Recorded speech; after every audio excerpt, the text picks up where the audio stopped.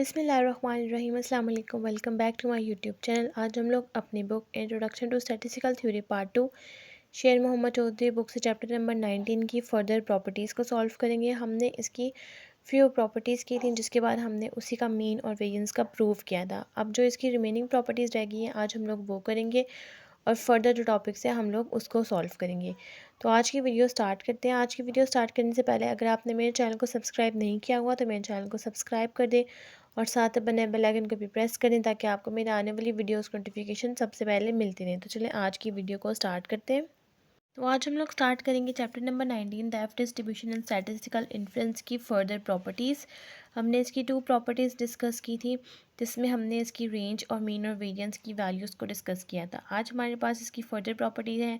तो number 3 property है the F distribution for n1 is greater then 2 and n2 is greater then 2। अगर आपके पास एफ डिस्ट्रीब्यूशन में n1 और n2 दोनों की वैल्यूज़ ग्रेटर देन 2 हो, इज़ यूनिमॉडल यानी कि सेम हो, and mode of the distribution with n1 is greater than equals to 2 is at f is equals to n2 n1 minus 2 n1 n2 plus 2। तो आपके पास मॉड ऑफ द डिस्ट्रीब्यूशन आपके पास ये वैल्यू आती है, जो कि हमेशा आपके पास लेस देन 1 होती है, यानी कि इसका आंसर हमेशा 1 से लेस होगा। फोर्थ प्रॉपर्टी है the F distribution is skewed to the right.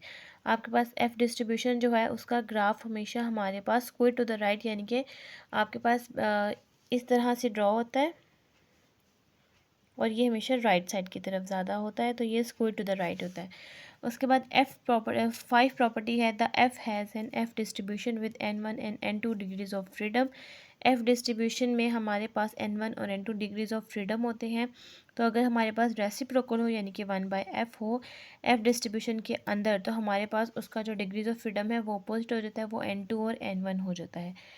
For example, अगर f1 माइनस एल्फ़ा है v1 और v2, तो अगर रेसिप्रोकल है तो वो 1/f एल्फ़ा हो जाएगा v2 और v1 के साथ, और एल्फ़ा आ जाएगा क्योंकि वो रेसिप्रोकल हो गया, इसलिए 1 माइनस जो है ये एल्फ़ा में चेंज हो जाता है। 6 प्रॉपर्टी है the F distribution constitute a wide class of the distribution depending upon with n1 and n2। F distribution जो है उसमें बहुत सी class of the distribution depend करती हैं इसके n1 और n2 के साथ। तो ये है इसकी प्रॉपर्टीज़। अब हम इसका नेक्स्ट टॉपिक जो है वो डिस्कस करते हैं, जो कि एफ डिस्ट्रीब्यूशन का है। तो हमारे पास एफ डिस्ट्रीब्यूशन का फर्स्ट टॉपिक जो स्टार्ट हो रहा है वो है confidence interval for the variance ratio S1 square S2 square. यहाँ से हम लोगों के पास स्टैटिस्टिकल इन्फ्लुएंस यानी कि कॉन्फिडेंस इंटरवल स्टार्ट हो रहा है। हमारे पास अब कॉन्फिडेंस इंटरवल हम एफ डिस्ट्रीब्यूशन यानी कि वेरिएंस करेंगे। वेरिएंस रेशियो है, यानी कि ये आपके पास वेरिएंस की 2 वैल्यूज़ होंगी जो कि रेशियोज़ के फॉर्म में होंगी, यानी कि S1 स्क्वायर और S2 स्क्वायर। इसकी एक्सप्लेनेशन है let two independent random sample of size n1 और n2 be taken from 2 normal population. अगर आपके पास 2 रैंडम वेरिएबल्स सैम्पल्स हैं n1 और n2, जो कि टू नॉर्मल पॉपुलेशन से लिए गए हैं, जिसके वेरिएंस सिग्मा 1 स्क्वायर और सिग्मा 2 स्क्वायर होंगे। And let S1 square and S2 square be unbiased sample estimate of sigma 1 square and sigma 2 square। और S1 square और S2 square ये unbiased sample estimate है sigma 1 square और sigma 2 square के। तो आपके पास U जो है वो इक्वल होता है n1 minus 1 S1 square by sigma 1 square। Chi square variable को ये अप्रोच करता है जिसका डिग्रीज ऑफ फ्रीडम, क्योंकि ये आपने n1 माइनस 1 को कोई वेरिएबल दे रहे हैं तो आप इसको v1 कह देंगे, इसका डिग्रीज ऑफ फ्रीडम v1 हो जाएगा। और सेकंड जो है v, वो उसका फार्मूला है n2 minus 1 S2 square divided by sigma 2 square, जो कि काई स्क्वायर वेरिएबल को अप्रोच कर रहा है जिसका degrees of freedom n2 minus 1 v2 के इक्वल होगा।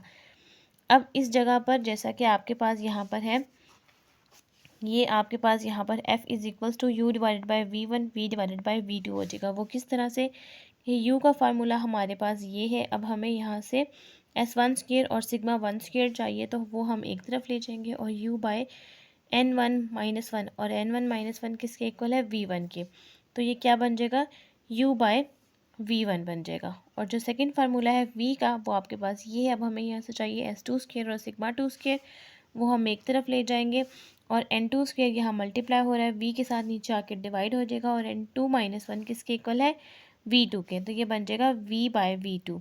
ये हमारे पास जो है वो फार्मूला बन जाएगा f का, has an f distribution with v1 and v2 degrees of freedom. अब अगर हमने यहाँ पर कंस्ट्रक्ट करना है लेवल और कॉन्फिडेंस इंटरवल, तो हम यहाँ लिखेंगे to construct 100 1 minus alpha 100% confidence interval for variance ratio. अगर आपने variance ratio sigma 1 square sigma 2 square का कॉन्फिडेंस इंटरवल निकालना है तो आपके पास फार्मूला इस तरह से आता है। लेफ़्ट साइड पे आएगा F1 minus alpha by 2 V1 V2 और राइट साइड पर आएगा alpha by 2 V1 V2 1 minus alpha. हम ग्राफ ड्रॉ करेंगे क्योंकि आपके पास जो एफ डिस्ट्रीब्यूशन होता है उसका ग्राफ आपके पास राइट टू द स्क्वायर होता है और उसकी रेंज 0 से इन्फिनिटी होती है, तो 0 से ये राइट साइड पर जाता है।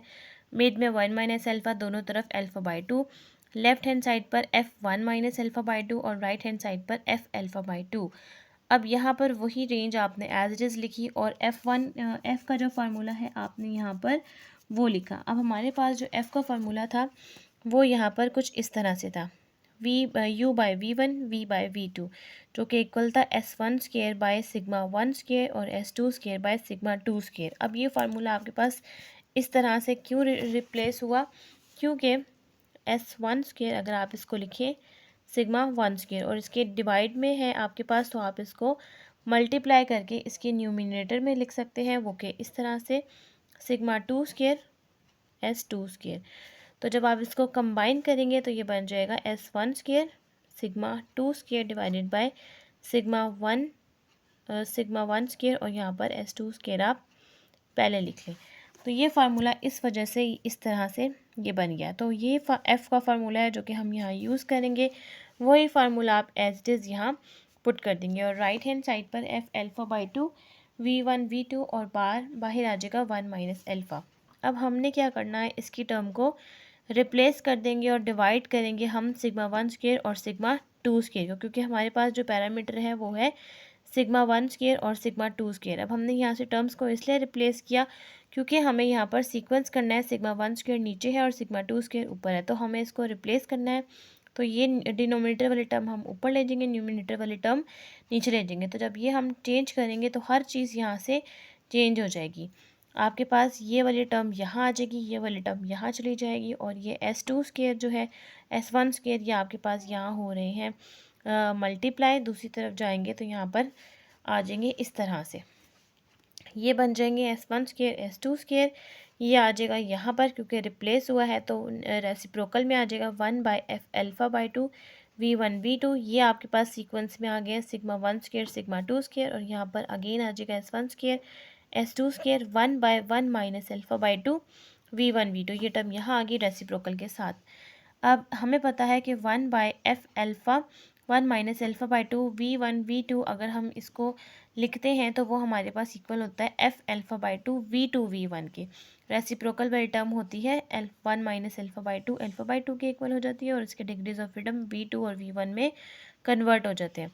तो उसके बाद probability S1 square S2 square 1 by F alpha by 2 V1 V2 as it is less than sigma 1 square sigma 2 square less than S1 square S2 square. और ये वाली टर्म हमारे पास इस तरह से आ जाएगी F अल्फ़ा बाई 2 V2 और V1। ये हमारे पास कॉन्फिडेंस इंटरवल का फार्मूला है वेरिएंस रेशियो के लिए। ये कॉन्फिडेंस इंटरवल का फार्मूला हम नेक्स्ट फर्दर जो हमारे पास एग्जांपल्स होंगी हम उसमें यूज़ करेंगे। ये है हमारे पास इसका फार्मूला। अब नेक्स्ट हमारे पास इसी टॉपिक से रिलेटेड है हमारे पास फर्स्ट एग्जाम्पल नंबर 19.1, जिसकी हमारे पास स्टेटमेंट है given to random sample of size N1 12 N2 10 from two independent normal population with S1 2.3 and S2 1.5. Find a 90% confidence interval for sigma 1 square by sigma 2 square and sigma 1 sigma 2। आपके पास confidence interval उन्होंने कहा है आपने sigma 1 square sigma 2 square के according निकालना है, यानी कि वेरिएंस और स्टैंडर्ड डेविएशन दोनों के अकॉर्डिंग निकालना है। 90% कॉन्फिडेंस इंटरवल आपने यूज़ करना है, वैल्यूज़ आपको सारी गिवन है। तब हम लोग एग्जाम्पल नंबर 19.1 को स्टार्ट करते हैं। सबसे पहले एग्जाम्पल नंबर 19.1 एग्जाम्पल सॉल्व करने से पहले हमें फार्मूला जो गिवन है हम यहाँ पर वो लिख देते हैं, जो कि है S1 square S2 square 1 by F alpha by 2 V1 V2 less than sigma 1 square जो कि इन्होंने हमें सॉल्व करने के लिए भी कहा है और sigma 2 square less than S1 square S2 square F alpha by 2 V2 V1। अब हमारे पास जो चीज़ें गिवन है, सबसे पहले हमारे पास N1 गिवन है जो कि है 12 N2 गिवन है जो कि है 10, हमारे पास S1 गिवन है जो कि है 2.3 और S2 गिवन है जो कि है 1.5। अब अगर हमें यहाँ से चाहिए वैल्यूज़ S1 स्क्वायर और S2 स्क्वायर, तो हम इन्हीं वैल्यूज़ का कर लेंगे स्क्वायर। हमारे पास यहाँ पर आ जाएगा S1 स्क्वायर का आंसर 2.3 का स्क्वायर हो जाएगा हमारे पास 5.29 और उसी के साथ हमारे पास S2 स्क्वायर आ जाएगा 1.5 का स्क्वायर जो कि आ जाएगा 2.25। अब ये हमारे पास वैल्यूज़ यहाँ से S1 स्क्वायर S2 स्क्वायर आ गई हैं। अब हमने यहाँ से डिग्रीज ऑफ फ्रीडम निकाल लेने हैं और F अल्फ़ा बाई 2 और F अल्फ़ा बाई 2। सबसे पहले हम इसका डिग्रीज ऑफ फ्रीडम निकाल लेंगे जो कि है V1 is equals to N1 minus 1 जो कि है 12 माइनस 1। V1 आ जाएगा हमारे पास 11। उसके बाद है V2 जो कि है N2 माइनस 1 डैट इज़ हमारे पास ये आ जाएगा 10 माइनस 1। V2 हमारे पास आ जाएगा 9।